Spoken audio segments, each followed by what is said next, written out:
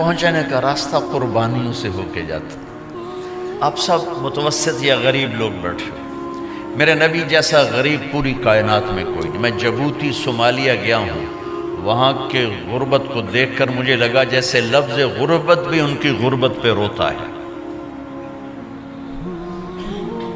ایسی غربت میں نے پورے پاکستان میں کہیں نہیں دیکھی جو میں نے جبوتی میں دیکھی، صومالیہ میں دیکھی، کیمرون میں دیکھی، چاڈ میں دیکھی، سوڈان میں دیکھی. 24 گھنٹے میں ایک دفعہ بھی کھانا نصیب نہیں. ہمارا غریب سے غریب آدمی 24 گھنٹے میں چولہا جلا بیٹھتا ہے. لیکن میرے نبی پر جو غربت آئی، کوئی ہے پوری دنیا میں تو اللہ نے مجھے پھرائی ہے جس کے گھر میں 2 مہینے چولہا نہ جلتا ہو. میرے نبی وہ فقیر تھے جن کے گھر میں 2 مہینے چولہا نہیں جلتا تھا.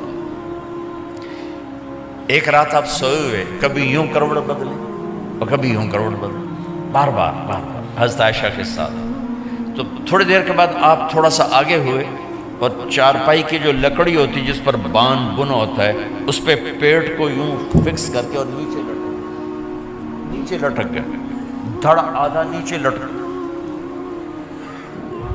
فَكَانَ قَابَ قَوْسَيْنِ أَوْ أَدْنَىٰ. واہ واہ واہ، کیا مقام ہے. قاب قوسین، اور کیا حالات سے گزر رہے ہیں کہ یوں آدھا دھڑ نیچے لٹک گیا. ام عائشہ اٹھ کے بیٹھ گئیں، یا رسول اللہ خیریت کیوں؟ آپ اٹھ کے بیٹھے. کہا عائشہ بھوک بہت لگی، بھوک بہت لگی، اس لیے پریشر دیا تاکہ وہ جو بھوک کی طلب ہے نا میدے میں اس کو پریس کیا. اس لیے پتھر باندھتے تھے کہ وہ پیچھے چلا جائے. آپ مسجد میں تشریف فرما تھے، ایک صحابی نہ کر کہ یا رسول اللہ یہ دیکھیں کپڑا ہٹایا، یہ دیکھیں میں نے پیٹ پہ پتھر باندھا. جن کے لیے کائنات بنائی، جنہیں اپنا حبیب کہا، جن کے چہرے کی قسمیں اٹھائیں، والضحیٰ، جن کی زلفوں کی قسمیں اٹھائیں، واللیل اذا سجا، جن کے منہ سے نکلے بول کی قسم اٹھائی، وقیلہ، جن کے کتاب کی قسم اٹھائی، والقرآن المجید، جن کے شہر کی قسم اٹھائی، وہذا البلد الامین. اتنی بڑی ہستی. آپ نے کہا ذرا ادھر دیکھو. آپ نے پیٹ سے کپڑا ہٹایا تو آپ نے 2 پتھر باندھے. دیکھو میں نے 2 باندھے. کوئی ایسا فقیر ہے دنیا میں؟ دکھاؤ. عائشہ بھوک بہت لگی تو اللہ کے تو حضرت عائشہ رونے لگی. کہا یا رسول اللہ پھر آپ اللہ سے مانگتے کیوں نہیں؟ کہا عائشہ نہیں مانگوں گا، اسی بھوک میں اللہ سے ملاقات کر، نہیں مانگوں. مجھ سے پہلے میرے جو بھائی آئے انبیاء وہ اسی فقر میں گئے، میں بھی اس فقر میں جاؤں گا. اپنے گھر میں یہ دکھ رکھا، اپنی اولاد کے ذبح ہونے کو قبول کیا تاکہ آئندہ آنے والی امت کا غریب طبقہ گلہ نہ کرے، شکوہ نہ کرے، حرام راستوں پہ نہ جائے، غلط راستوں پہ نہ جائے، اور مالدار فخر نہ کرے میں کوئی بڑا آدمی بن گیا ہوں، میری اتنی بڑی فیکٹری بن گئی ہے، میری اتنی بڑی کمائی ہو گئی ہے. یہ نہ یہ بڑائی کی چیز ہے نہ وہ چھوٹائی کی چیز ہے.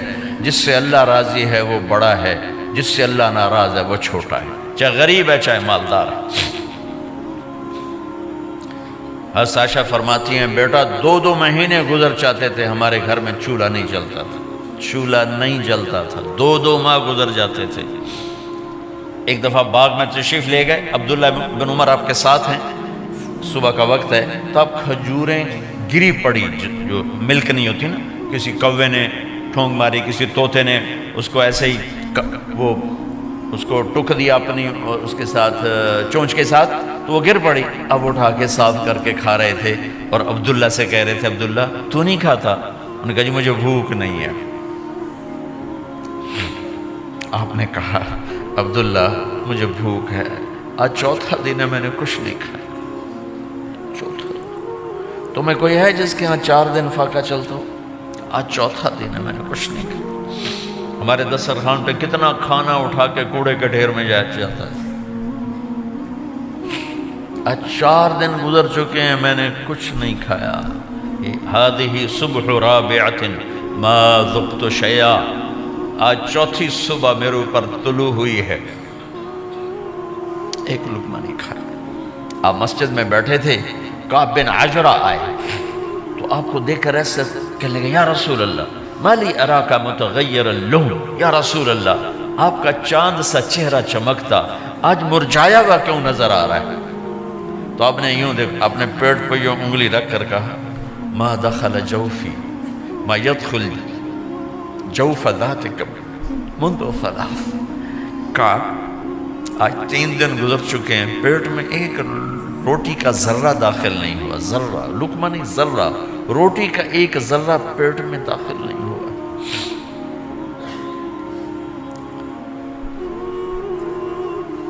और इतनी बड़ी रिसालत, इतनी बड़ी नबूवत,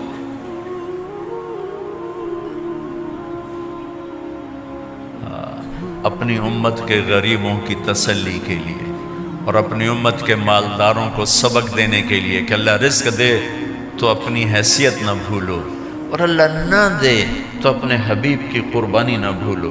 उन्होंने तो जानबूझ के ये किया, जानबूझ के, ये नहीं कि आपको कोई तंगी अल्लाह की तरफ से, जानबूझ के। और सारे घर का ये हाल है। बस फातिमा रज़ी अल्लाह तआला अन्हा से मिलने गए, कहा बेटे मैं अंदर आ जाऊँ, मेरे साथ इमरान भी हैं, एक सहाबी थे अरब सरदार, मेरे साथ इमरान भी हैं। कहा अब्बा जान मेरे घर में इतनी चादर नहीं कि अपने आप को छुपा सकूं, पर्दा करने के लिए मेरे पास चादर कोई नहीं, तो आपने अपनी चादर अंदर दे दी, कैसे पर्दा करना, तो लपेट ली।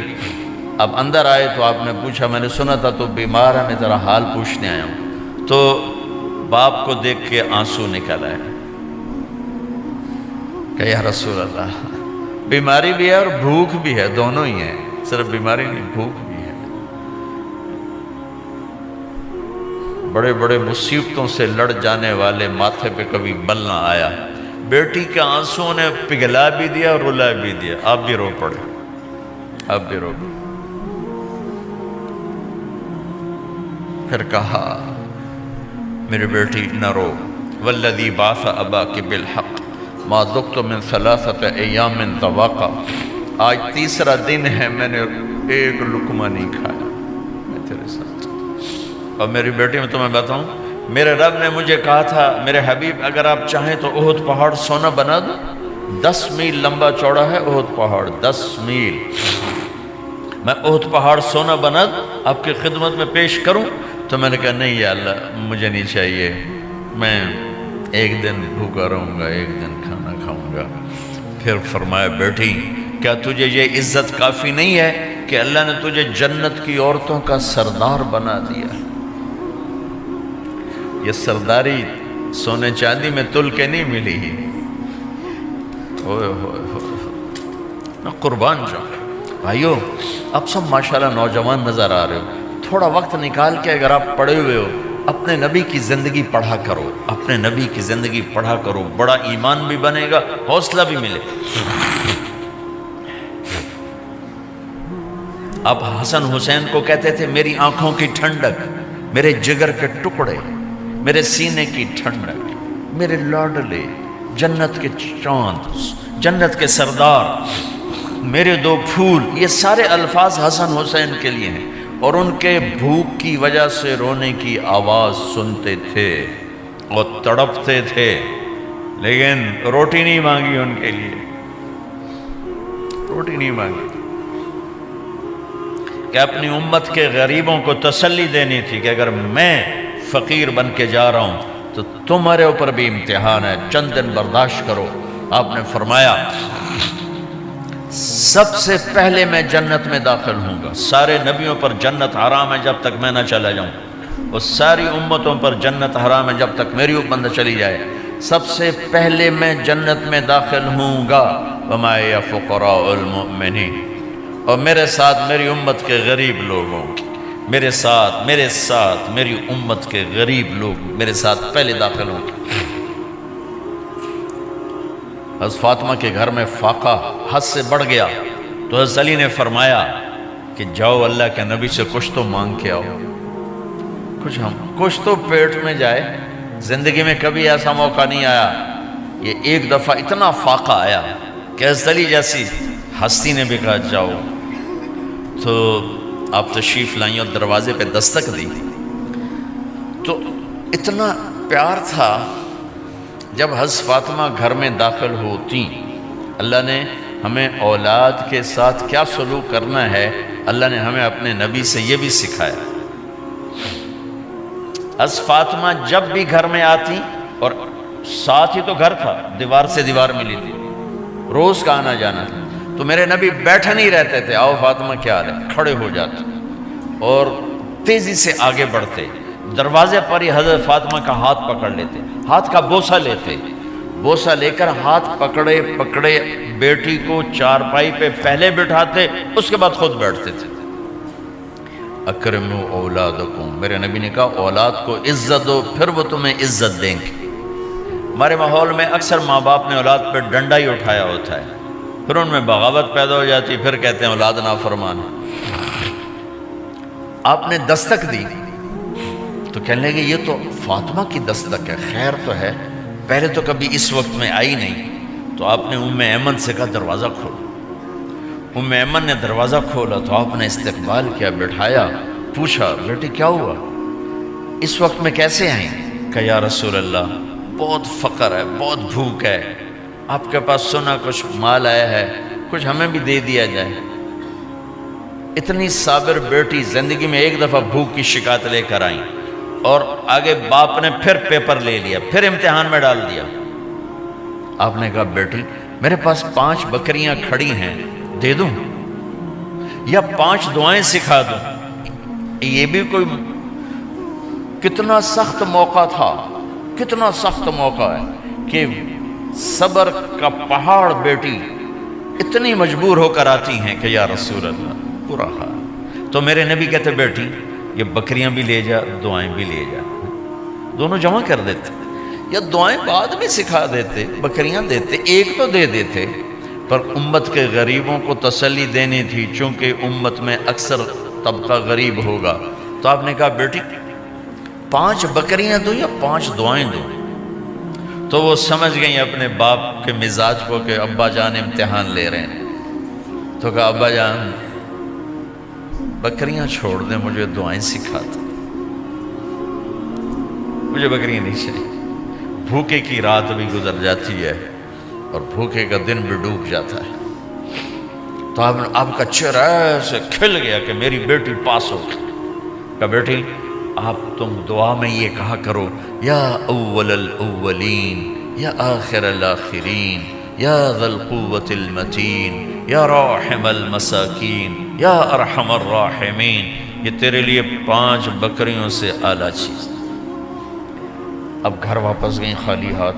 حضرت علی نے فرمایا تو کچھ بھی نہیں لائی؟ کہا نہیں لائی ہوں، بہت کچھ لائی ہوں۔ کہا کیا؟ کہا میں دنیا لینے گئی تھی، آخرت لے کے آ گئی۔ ذہبت للدنیا وجئت بالآخرہ۔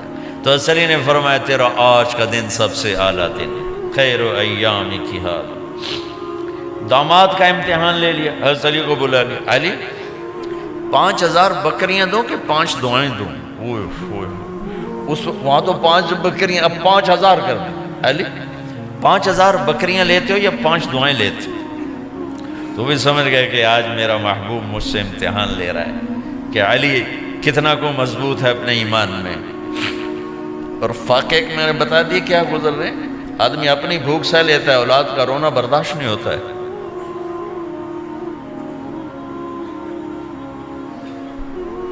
علی 5 دعائیں دوں کہ 5000 بکریاں؟ حضرت علی نے عرض کی یا رسول اللہ دعائیں سکھا دیں، بکریاں نہیں چاہیے۔ میرا نبی کا چہرہ کھل گیا کہ میرا داماد بھی پاس ہو گیا۔ علی تو یہ دعا مانگا کر روزانہ، اللہم اغفر لی ذنبی ووسع لی خلقی وبارک لی فی رزقی وقنعنی بما رزقتنی ولا تذهب قلبی الی شیء صرفتہ عنی۔ یہ 5 دعائیں تو مانگا کر، 5000 بکریوں سے زیادہ ہے۔ اللہم اغفر لی ذنبی، اللہ میرا گناہ معاف کر، وسع لی خلقی، میرے اخلاق عالی شان کر، بارک لی فی رزقی، میرے رزق میں برکت دے، قنعنی بما رزقتنی، مجھے لالچ سے نکال دے، مجھے لالچی نہ بنا، مجھے حریص نہ بنا، ولا تذهب قلبی الی شیء صرفتہ عنی، جو تو نے مجھے دیا نہیں اس کی میرے اندر سے طلب بھی ختم کر دے، مجھے اس کا طلبگار بھی نہ بنا، کہ یہ 5000 بکریوں سے زیادہ ہے۔ میں نے تھوڑا سا اپنے نبی کے گھر کا نقشہ آپ کو بتایا ہے کہ یہ چند دن صبر کی دنیا ہے، اللہ راضی ہو گیا تو موت سب سے خوبصورت پیغام۔